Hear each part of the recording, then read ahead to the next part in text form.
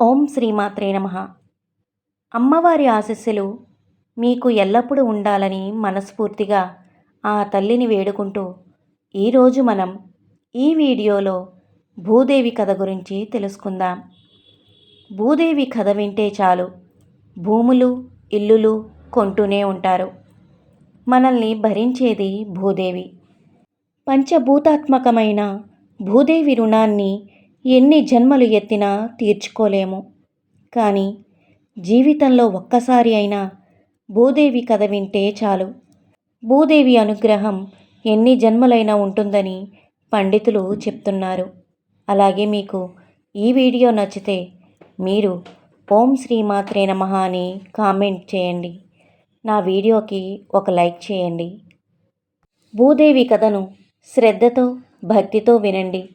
మీరు భూదేవి కథను వినకపోతే మీరు మరణించిన తరువాత స్వర్గానికి వెళ్ళినా నరకానికి వెళ్ళినా అక్కడ మీకు నిలబడటానికి కాస్త చోటు కూడా ఉండదు. అందుకోసమైనా భూదేవి కథను ఒక్కసారైనా సరే వినాలని పండితులు చెప్తున్నారు. మరి ఆ కథ ఏమిటో మనం ఈ వీడియోలో తెలుసుకుందాం. పూర్వం ఒక ముసలి అవ్వ తన నలుగురు కొడుకులు కోడళ్లతో నివసిస్తూ ఉండేది. ఆ అవ్వకు దానగుణం ఎక్కువ. అలా దానాలు చేసి చేసి చివరకు తాను చాలా పేదరాలు అయ్యింది. అయినప్పటికీ తన ఇంటి ముందుకు ఎవరు వచ్చినా ఏమీ లేదని పంపించేది కాదు. తనకు ఉన్న దానిలోనే ఎంతో కొంత దానం చేసేది. అది పెద్ద కోడలికి తప్ప మిగిలిన కోడళ్లకు నచ్చేది కాదు. పెద్ద కోడలికి అత్తగారు అంటే అవ్వ చాలా ఇష్టం. పెద్ద కోడలు అవ్వ ఏమి దానం చేసినా ఒక్క మాట కూడా అనేది కాదు. చాలా మంచిది. ఇక అవ్వ విషయానికి వస్తే అవ్వ కూడా చాలా మంచిది. అందరి కోడళ్లను సమానంగా చూసేది. అయితే అవ్వ చేసే దాన ధర్మాల గురించి పుణ్యకార్యాల గురించి నారదుడు ధర్మరాజుకు చెప్పాడు. నారదుడు ధర్మరాజుతో ఇలా అంటారు: భూలోకంలో ఒక అవ్వ నీకు మించిన దాన ధర్మాలు చేస్తుంది. దాని కారణంగా ఆమెకు పదవిని ఇవ్వవలసిన పరిస్థితి రాబోతుందని పుల్లవేశాడు నారదుడు.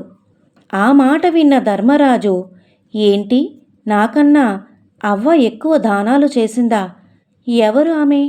ఆమె ఎవరో తెలుసుకొని ఆమె నాకంటే ఏ విషయంలో గొప్పదో తెలుసుకొని రమ్మని ధర్మరాజు యమధర్మరాజును భూలోకానికి పంపించాడు. యమధర్మరాజు సామాన్య మానవ రూపంలో ఒక పేదవాడిగా ఆ అవ్వ గ్రామంలో తిరగడం ప్రారంభించాడు. ప్రతి ఇంటి ముందుకు వెళ్ళి తన దగ్గర బట్టలు లేవు, కొన్ని బట్టలు దానం చేయండి అని అడిగాడు. కానీ ఎవరు కూడా తనకు సహాయం చేయలేదు. అలా అందరి ఇళ్ళకి వెళ్ళి అడుగగా చివరికి అవ్వ ఇంటికి చేరాడు. కానీ పేదవాడి రూపంలో ఉన్న యమధర్మరాజు అవ్వ ఇంటికి చేరేసరికి చాలా చీకటి పడింది. అవ్వ, తన కొడుకు కోడళ్ళు అందరూ కూడా నిద్రపోతున్నారు. ఆ పేదవాడు అవ్వ ఇంటి ముందు నిలబడి ఇలా అంటాడు: అమ్మా, బయటకు రండి, చాలా చలిగా ఉంది. బయట కప్పుకోవడానికి వస్త్రం ఏదైనా ఉంటే దానం చేయండి అంటాడు. ఆ మాటలు విన్న అవ్వ కోడల్ని పిలిచి, బయట ఎవరో పిలుస్తున్నట్లు ఉన్నారు, ఒకసారి బయట ఎవరైనా ఉన్నారేమో చూసి రండి అంటుంది. దానికి చిన్న కోడలు ఇలా అంటుంది: సమయం 12 గంటలు అయింది. ఇంత అర్ధరాత్రి వేళ ఎవరైనా వస్తారా? మీకంటే ఎలాగో నిద్ర రాదు, కాబట్టి మీరే స్వయంగా వెళ్ళి బయట ఎవరు ఉన్నారో చూడండి. ఎందుకని మా నిద్రను చెడగొడుతూ ఉన్నారు అంది. ఆ మాటలు విన్న అవ్వ బయటకు వెళ్ళబోతుండగా ఇంతలో పెద్ద కోడలు వచ్చి, ఆగండి అత్తయ్య, నేను వెళ్ళి చూస్తాను అంటుంది. మిగతా కోడళ్ళు గదిలోకి వెళ్ళిపోతారు. పెద్ద కోడలు బయటకు వెళ్ళి చూస్తుంది.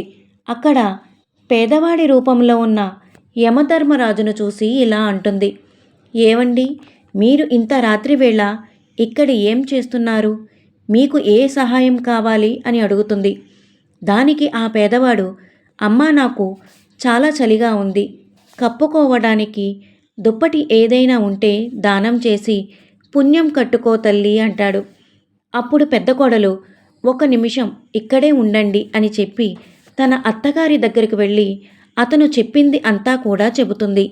దానికి అవ్వ పెద్ద కోడలితో ఇలా అంటుంది, సరే అయితే తనకు మీ మామగారు కప్పుకున్న కంబళిని ఇచ్చి మీ మామగారికి నా దుప్పటిని ఇవ్వు.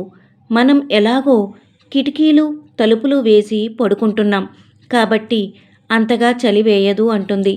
ఆ మాటలు విన్న పెద్ద కోడలు సరే అత్తయ్య అని చెబుతుంది. పేదవాడికి తన మావయ్య కప్పుకున్న కంబళిని ఇస్తుంది. పెద్ద కోడలు ఇంటిలోకి వెళ్ళిపోతుంది. అందరూ నిద్రించారు.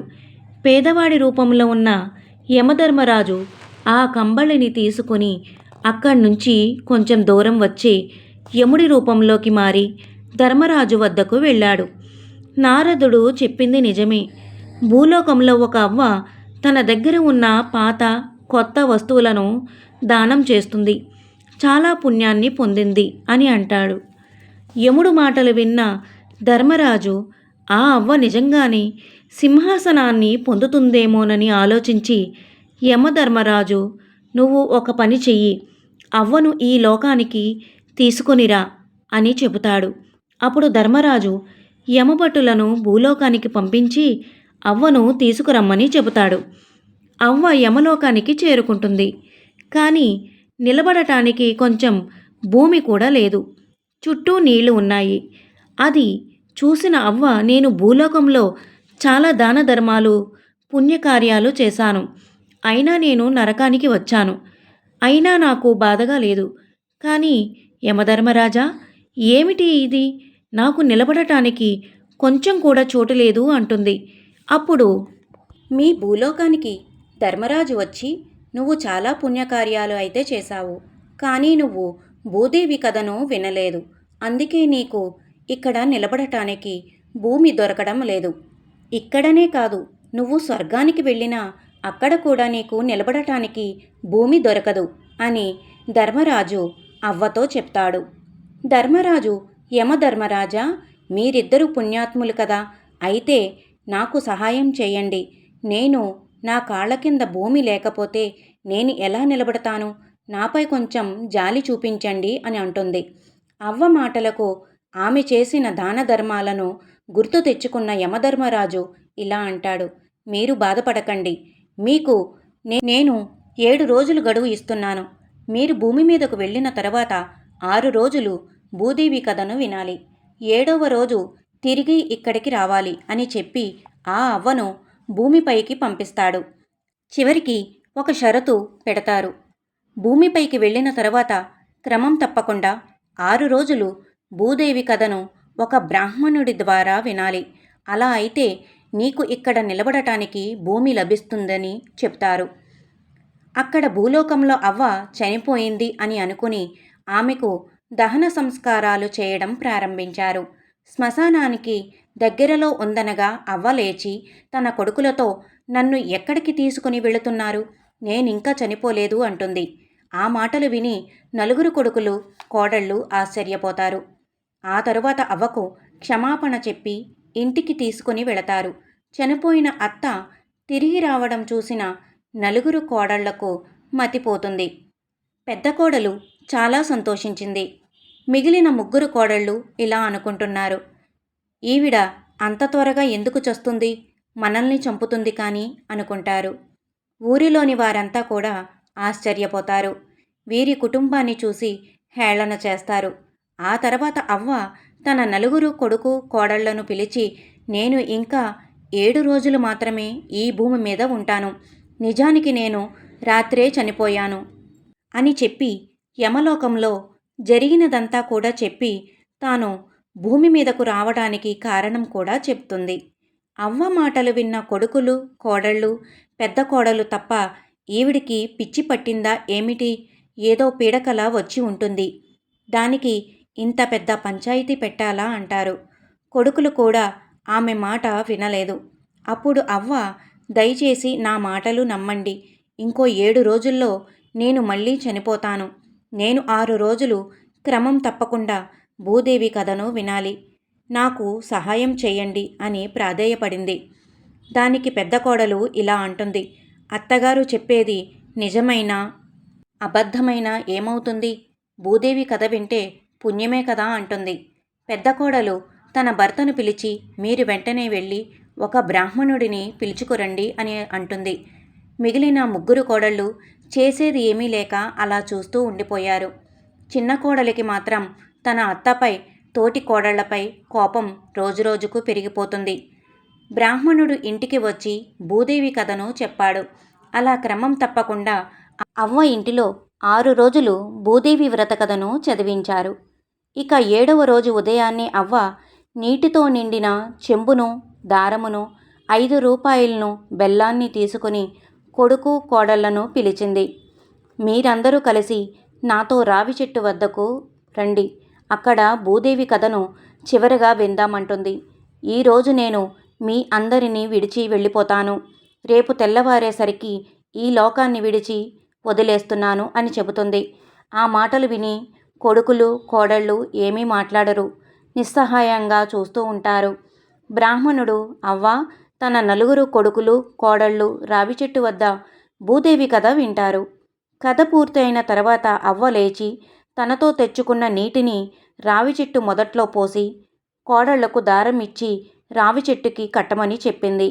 బెల్లాన్ని రావి చెట్టు మొదట్లో పాతిపెట్టి అమ్మా భూదేవి, నేను చేసే ఈ వ్రతాన్ని స్వీకరించు. నేను చేసిన పాపాలను క్షమించు. నాకు నిలబడటానికి భూమిని ఇవ్వు అని భూదేవిని మొక్కుతుంది. అందరూ కలిసి ఇంటికి వెళ్తారు. అవ్వ తన కోడళ్లతో ఇలా అంటుంది. ఈరోజు నా చివరి రోజు.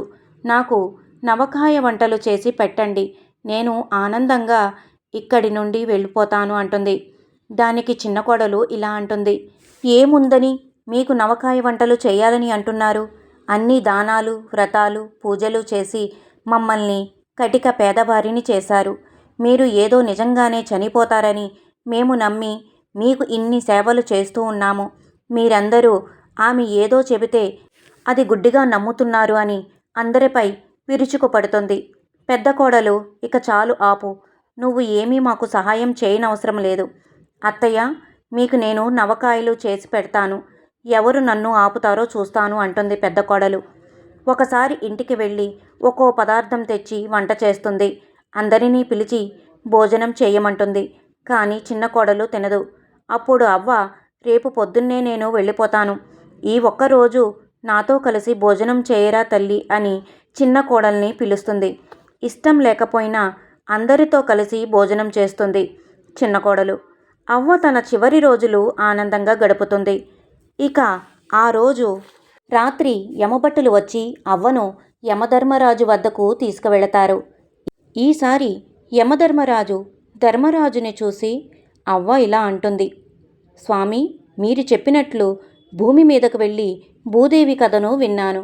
కానీ స్వామి, నేను నా పిల్లలను చాలా పేదరికంలో వదిలి వచ్చాను. ఇప్పుడు ఇంట్లో వారికి నాకు కార్యం చేయడానికి కూడా ధనం లేదు. తినడానికి తిండి లేదు. ఇన్ని పుణ్యకార్యాలు చేసినందుకు నాకు ఏమి మిగిలింది అని ఏడుస్తుంది.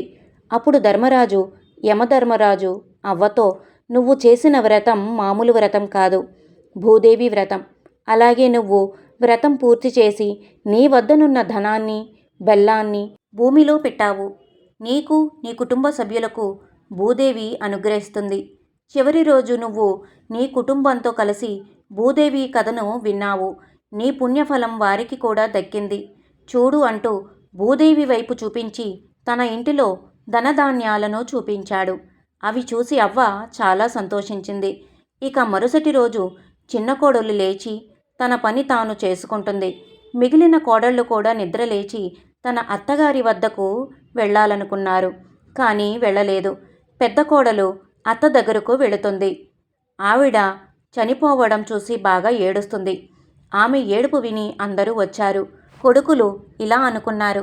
పోయినసారి మనం అమ్మ చనిపోయింది అని అందర్నీ పిలిచి అవమానాన్ని పొందాం. ఈసారి మనం నలుగురమే ఈ కార్యాన్ని ముగిద్దామని అనుకుంటూ ఉంటారు. చుట్టుప్రక్కల ఇంట్లో ఉన్న అందరూ చూస్తూ ఉన్నారు. చివరిగా దహన సంస్కారాలు పూర్తి అయ్యాయి. ఇంతలో కొంతమంది ఆడవారు అవ్వ ఇంటి ముందుకు వచ్చి పాటలు పాడారు. కోడళ్లను పిలిచి ఒక కుండను అక్కడ పెట్టమన్నారు. మా భర్తలు శ్మశానం దగ్గరకు వెళ్ళారు. వారు తిరిగి వచ్చాక కుండను అక్కడ పెడతాను అంటారు. ఇంతలో వారి భర్తలు వచ్చేశారు. భార్యలు కుండను అక్కడ పెడతారు. ఆ కుండ చుట్టూ 5 సార్లు పాటలు పాడుకుంటూ తిరిగి వెళ్ళిపోతారు. పెద్ద కోడలు అత్తగారి గదిలో ఉంటుంది. గ్రామంలో ఉన్నవారు వీళ్ళు పరిస్థితిని చూసి సహాయం చేయడానికి వచ్చారు. ఒక్కో రోజు ఒక్కొక్కరు భోజనం పెడతామని మాట ఇస్తారు. ఇంతలో ఆ గదిలోనే పెట్టి శబ్దం వచ్చింది. పెద్ద కోడలు ఏమిటి అని పెట్టి తీసి చూసింది. పెట్టి మొత్తం డబ్బుతో నిండి ఉంది. వెంటనే తన గదిలోకి వెళ్ళింది. ఆమె గదిలో కూడా డబ్బు, బంగారం ఉన్నాయి. వంటగదిలో చూసింది. సరుకులు అన్నీ నిండి ఉన్నాయి. అవి చూసి పెద్ద కోడలు ఆనందించి తన భర్తను పిలిచింది. తన భర్త చిరాకుగా, ఇప్పుడు ఇంట్లో ఏమీ లేవు, ఎక్కడికి వెళ్ళి ఏమి తీసుకురాను అని అంటాడు.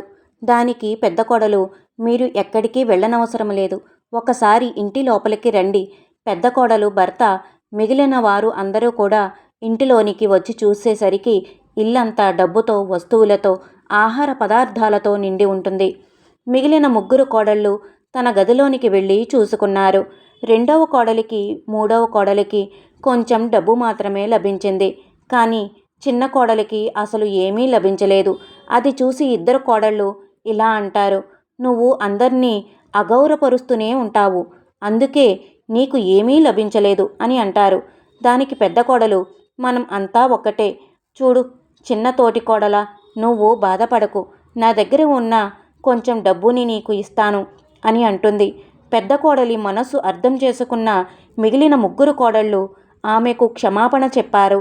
ఇంతలో ఒక ఆమె వచ్చి, నీకు నేను భోజనం తయారు చేశాను, ప్రస్తుతం ఈ టిఫిన్ చెయ్యండి అని అంటుంది.